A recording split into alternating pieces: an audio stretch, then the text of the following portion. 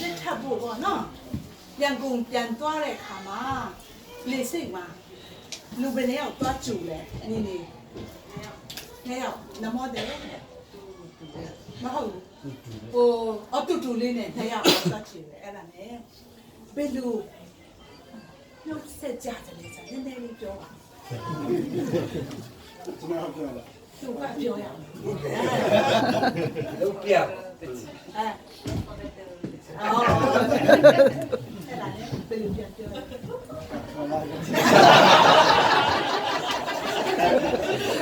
နေတာပါ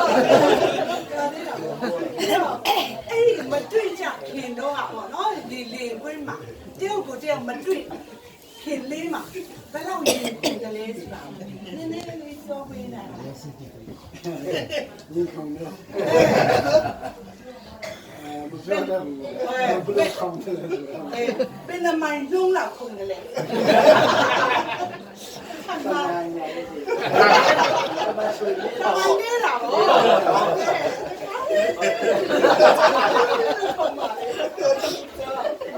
นี่สะเป็นเรายิงคงเลยยิงคงต้องตามอย่างนั้นเนาะสระโอ้အဲ့ဒီရင်ခုန်စွာနဲ့တွေ့ကြပြီးတော့ပေါ့နော်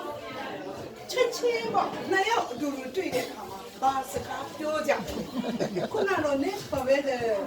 လူတိုင်းကျွန်တော်တို့မေးတယ်လေမခေရရေးမပြတ်တော့လည်းကောင်းများတယ်အဲ့နဲ့ဒီစားစာရေးတော့ဟိုတီးတလောက်မှတ်တလောက်ကတော့ဟောပေါ့နော်ဘာခေါ်လဲFacebook ဆိုလေးတယ် Messenger နဲ့ပို့တဲ့စာတမ်းလေးကဘယ်လိုလဲဆိုတော့နည်းနည်း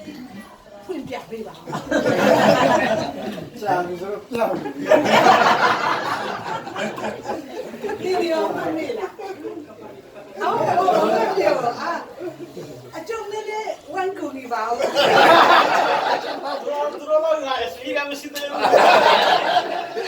စကားဒီထဲမှာလည်းဒီစပီးရဲ့အစီအဆုံးမလဲမသိဘူးအဲ့ဒါလေဟုတ်တယ်ဟာနာပါနာစားရီပေါ့ကစားရီဟုတ်တယ်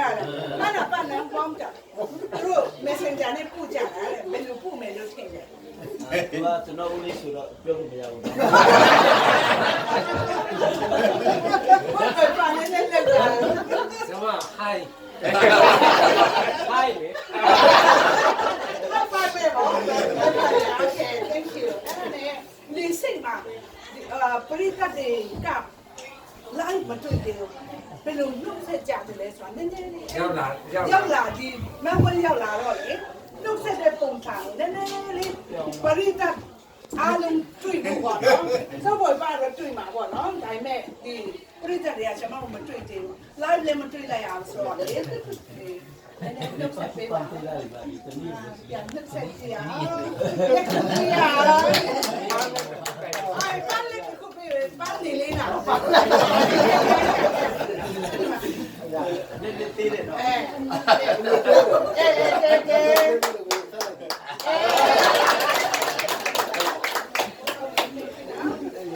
ဟုတ်ပါတယ်ဒီလေးဆိုတော့